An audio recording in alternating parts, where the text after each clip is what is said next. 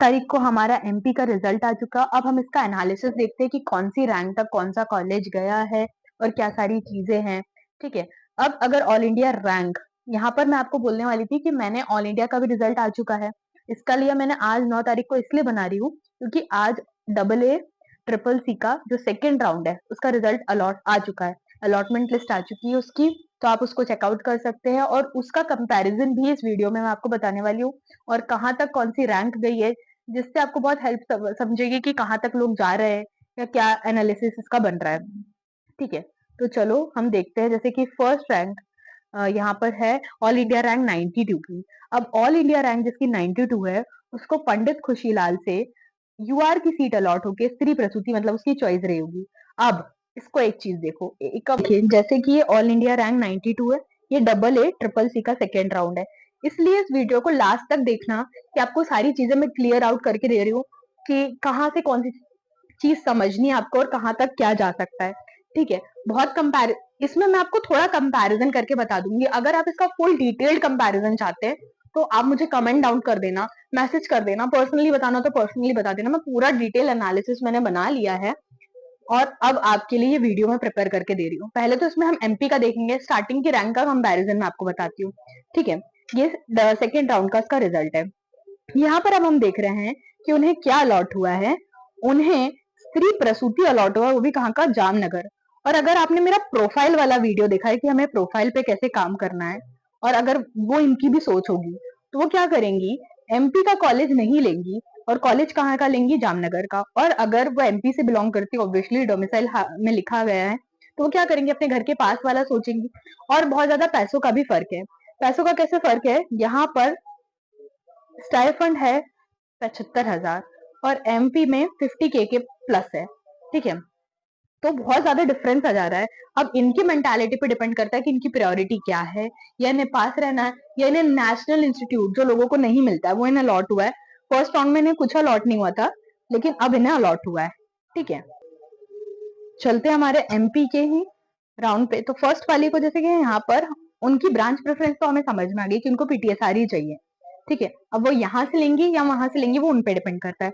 अब second round में यहाँ पर जो कैंडिडेट है ऑल इंडिया रैंक 99 है, वो कंक्लूजन वाली वीडियो में मैं आपको सारी चीजें बता दूंगी, ये वाला थोड़ा यहाँ से समझते हैं। ठीक है, स्टार्टिंग की रैंक वालों को शायद तो उन्हें अलॉटमेंट लिस्ट नहीं भरी होगी, ये इजीली समझ में आ रहा है। यहाँ पर जो ऑल इंडिया रैंक 99 है उन्होंने या तो चॉइस फिलिंग ही नहीं करी है। वो मैं इसलिए बोल रही हूँ आपको क्योंकि उनको तो ऐसा होगा नहीं कि कोई दूसरा कॉलेज अलॉट नहीं हो सकता। और दूसरी चीज ये है कि उनको जो सीट मिली है फर्स्ट वाले को, वो अनरिजर्व्ड ओपन कैटेगरी से है। और अनरिजर्व्ड ओपन कैटेगरी से उन्हें भोपाल का ही पीटीएसआर चाहिए होगा, क्योंकि इसके नीचे भी पीटीएसआर मिला है। उनकी फर्स्ट चॉइस है, मतलब फर्स्ट चॉइस बिलोंग करती है कि या तो फिर अगर इन्हें मिल गया तो इसलिए इन्हें नहीं मिला है। और यहाँ पर दूसरी चीज ये होती है कि अनरिजर्व्ड फीमेल को सेम कॉलेज में, या अनरिजर्व्ड फीमेल को सेम कॉलेज में वो सीट अलॉट हुई है लेकिन उन्हें नहीं हुई। देखो, ध्यान इसलिए जाता है क्योंकि जिसकी all India rank state sorry जिसकी कॉमन रैंक स्टेट में 2 है, उन्हें कॉलेज कैसे नहीं अलॉट हुआ।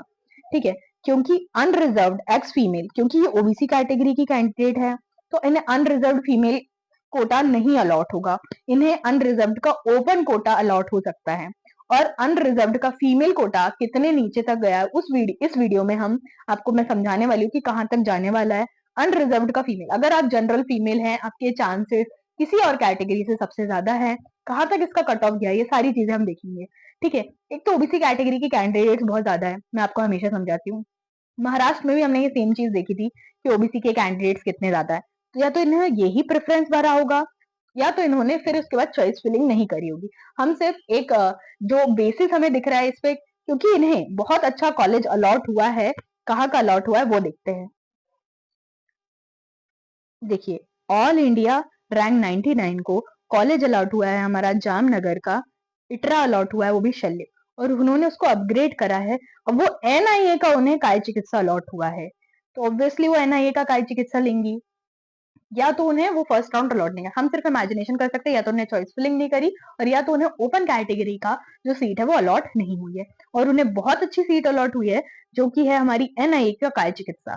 ठीक है, ऐसे ही एमपी में जो थर्ड रैंक है उन्होंने पीटीएसआर लिया गया है।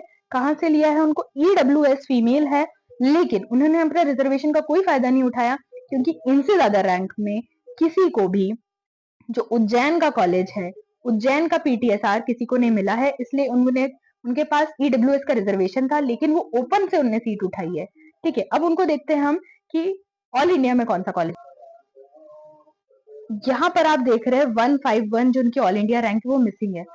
इसका मतलब वो, अब उनके पास जो चांस है कि वो एमपी स्टेट से ही काउंसलिंग करेंगी, क्योंकि उन्होंने शायद डबल ए ट्रिपल सी में रजिस्टर नहीं किया है, या उनको जो चॉइस थी वो उनको नहीं मिली है। क्योंकि आप ये देख सकते हैं उनके नीचे भी कौमार घृत जैसी क्लिनिकल ब्रांच अलॉट हुई है, वो भी कहाँ की? बीएचयू की। तो अगर ये वीडियो आप इस साल अटेम्प्ट कर रहे हैं तो भी देखिए, और अगर आप नेक्स्ट ईयर कॉलेज लेने वाले हैं तो कौन कौन सी मिस्टेक्स आप कर सकते हैं, इस वीडियो में मैं इसलिए एनालिसिस के साथ बता रही हूँ क्योंकि होने आने वाली मिस्टेक्स भी आप ना करें, नेक्स्ट टाइम होने वाली मिस्टेक्स भी ना करें। क्योंकि जब आप इतनी अच्छी रैंक होल्ड कर रहे हैं, जहां दूसरों बच्चों को कौमार घृत जैसे अच्छी ब्रांच, वो भी बीएचयू जैसे कॉलेज में मिल रही है, मतलब बहुत प्रीमियम ब्रांच, और उज्जैन का कॉलेज एज सच नो इतना अच्छा नहीं है जितने अच्छे उनके नंबर है। अब चलते हैं फोर्थ रैंक पे, that is 162 all India rank, उन्हें अलॉट हुआ है पंडित खुशीलाल। अब देखिए आप, ये जनरल फीमेल, मैं आपको फिर से बोल रही हूँ, जनरल फीमेल से उनको पीटीएसआर अलॉट हुआ है।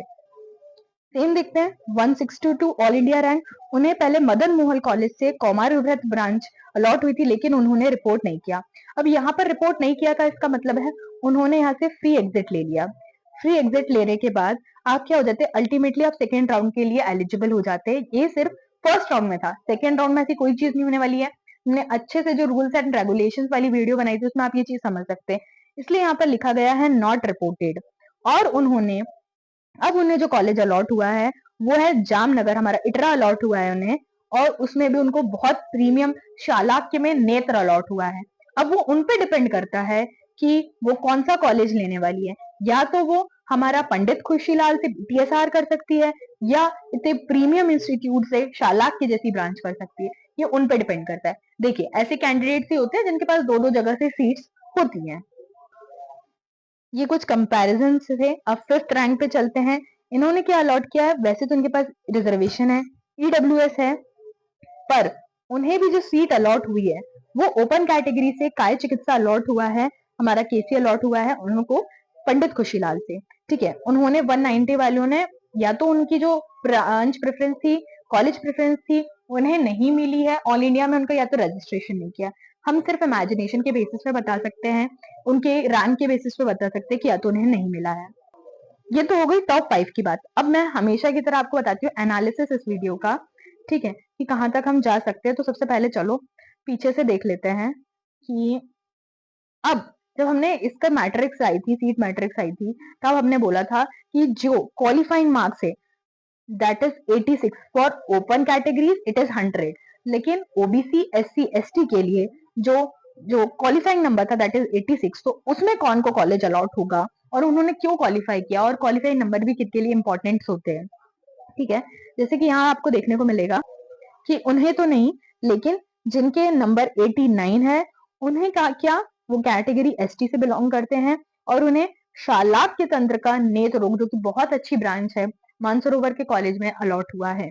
मतलब 400 बच्चे ऑलमोस्ट उन्होंने रजिस्टर किए थे, उनकी रैंक 399 थी, लेकिन शायद उनकी ब्रांच प्रेफरेंस या जो भी रहा होगा, उन्हें एक कॉलेज अलॉट हुआ है, एक बहुत क्लिनिकल ब्रांच एसटी रैंक वाले को प्रीमियम कॉलेज में। मानसरोवर इतना भी बुरा कॉलेज नहीं है, लेकिन ओपीडी के बेसिस पर हम किसी को जज नहीं कर सकते। ठीक है, शाला के तंत्र उन्हें अलॉट हुआ है यहाँ पर। ये एसटी कॉलेज, एसटी, अब यहाँ पे एससी को देखते हैं, एससी फीमेल को क्या अलॉट हुआ है, हमारा रतलाम कॉलेज से उन्हें काय चिकित्सा अलॉट हुआ है। ठीक है, उनकी ऑल इंडिया रैंक 16,000 थी, उनकी ऑल इंडिया रैंक 17,000 है। ठीक है, यहाँ तक कॉलेजेस अलॉट हो रहे हैं अगर आप कैटेगरी या रिजर्वेशन में बिलोंग करते हैं, और आप सेम स्टेट से रखते हैं तो आपको स्कॉलरशिप बिल जो अलॉट होती है उसमें आपको बहुत कम पैसे लगते हैं, और आपकी एक मास्टर्स की डिग्री भी कंप्लीट हो जाती है, एक पोस्ट ग्रेजुएशन आपके पास हो जाती है। सॉरी अगर आपको मेरी आवाज से कुछ दिक्कत हो रही होगी, क्योंकि it's not too much clear, वो इसलिए कि मेरा गला खराब है, लेकिन ये एनालिसिस वीडियो मुझे आज ही बनाना जरूरी था, नहीं तो आप समझ नहीं पाते ये सारी चीजों को।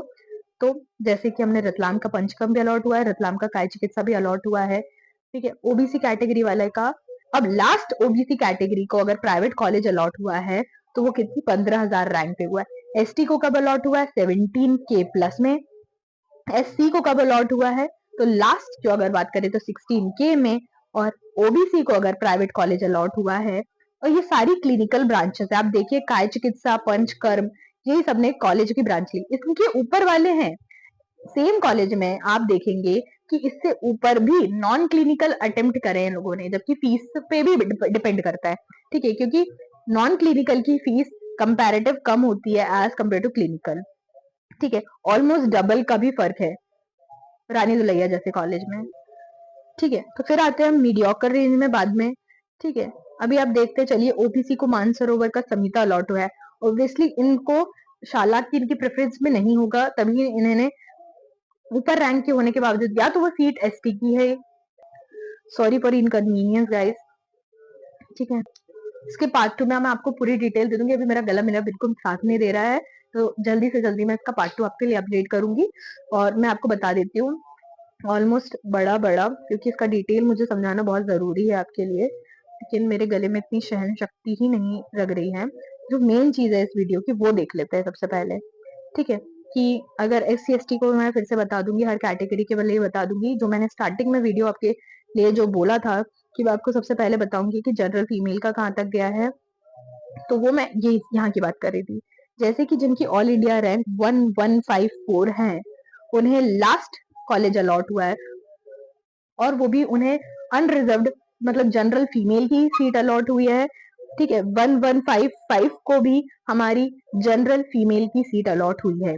ये बहुत इंपॉर्टेंट इसलिए है क्योंकि इससे नीचे आप देखेंगे सिर्फ रिजर्वेशन वालों को, पहले तो बहुत ज्यादा सेगमेंट कॉलेज नहीं अलॉट हुआ है, फिर उसके बाद हम यहाँ देखते हैं कि चलो कोशिश कर रही हूँ, ठीक है, कि प्राइवेट कॉलेज यहाँ पर अलॉट हुआ है। उनकी ऑल इंडिया मार्क्स 258 थे। उन्होंने अगर अब ब्रांच, देखो ब्रांच तो नहीं मिलती है, शायद उन्हें काय चिकित्सा ही करना होगा। फिर उसके बाद सारे यहाँ पर जो है हमें प्राइवेट कॉलेजेस देखने को मिलते हैं यहाँ पर। फिर इसके बहुत नीचे जाते हैं तब हम ये भी बता देती हूँ आपको, 175 is cut off for first round for ST और 214 फॉर एससी। ठीक है, एससी के लिए ये अलॉट हुआ है। I am trying to do my best. ठीक है, ये जो कट ऑफ है यहाँ पर आपने देखा कौन सी कैटेगरी में इनको रिजर्वेशन मिला है, जनरल फीमेल का कोटा अलॉट हुआ है। ठीक है, उसके ऊपर जब हम जाते हैं तो यहाँ पर एसटी का देखो सेम नंबर है ऑलमोस्ट 265 और 264, लेकिन रिजर्वेशन होने के कारण इन्हें मिली है नॉन क्लिनिकल ब्रांचेस और इन्हें मिली है शालाक के मतलब प्रीमियम ब्रांच, वो भी हमारे पंडित खुशीलाल से।